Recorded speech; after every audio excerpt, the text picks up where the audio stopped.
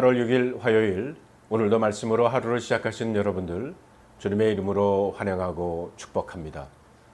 오늘 우리에게 주시는 하나님의 말씀은 미가서 6장 1절로 8절까지 있는 말씀입니다. 제가 그 말씀을 개역개정판으로 읽어보겠습니다. 너희는 여호와의 말씀을 들을지어다. 너는 일어나서 산을 향하여 변론하여 작은 산들이 내 목소리를 듣게 하라 하셨나니 너희 산들과 땅의 견고한 지대들아 너희는 여호와의 변론을 들으라. 여호와께서 자기 백성과 변론하시며 이스라엘과 변론하실 것이라. 이르시기를 내 백성아 내가 무엇을 네게 행하였으며 무슨 일로 너를 괴롭게 하였느냐. 너는 내게 증언하라.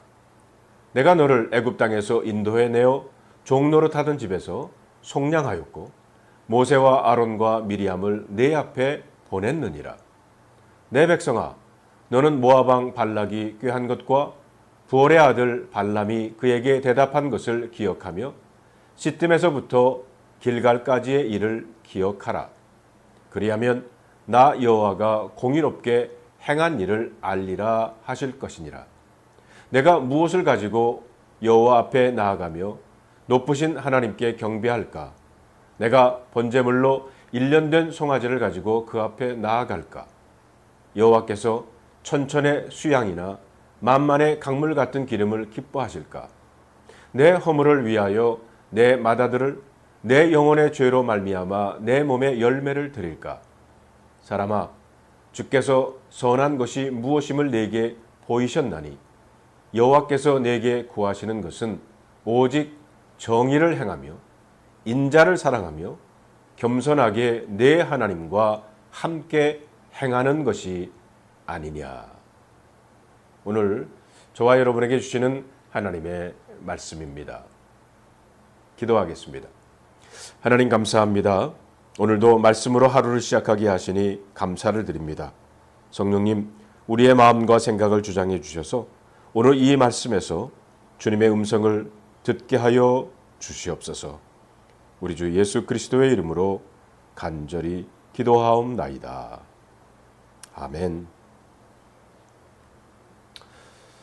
오늘 본문에서 하나님을 배신하고 떠난 이스라엘 백성들을 향한 하나님의 안타까운 마음을 기록하고 있습니다.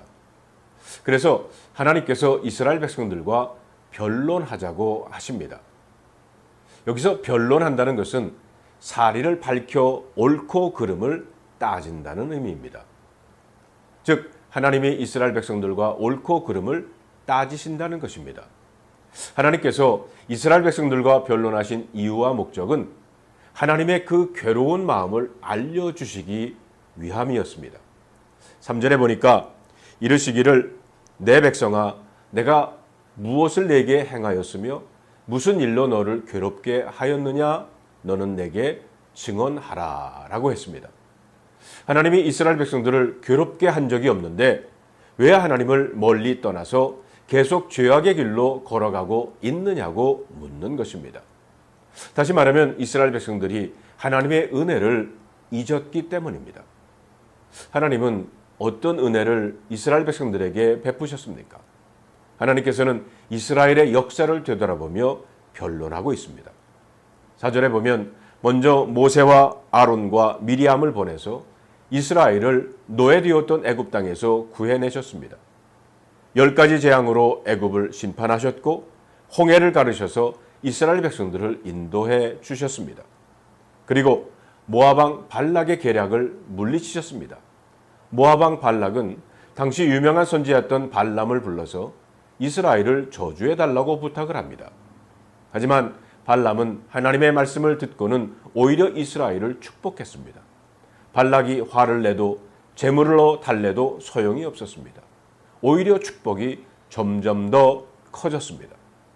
그리고 하나님은 시딤에서 길갈까지 이스라엘 백성들을 인도하셨습니다. 사실 시딤은 슬픈 기억이 있는 곳입니다. 이스라엘이 미디안과 음행을 저질러 수만 명이 죽었던 곳입니다. 반면에 길갈은 하나님께서 요단강을 무사히 건너게 하신 기억이 있는 곳입니다. 그러니까 시딤에서 길갈까지의 일이란 이스라엘의 불순종에도 불구하고 하나님께서 이스라엘을 신실하게 인도하신 그 하나님의 은혜를 의미하는 것입니다. 하나님은 이런 일들을 말씀하시면서 기억해 보라고 하십니다. 성도 여러분, 기억한다는 것은 참 중요합니다. 우리의 신앙의 상태를 드러내는 지표가 되기도 합니다.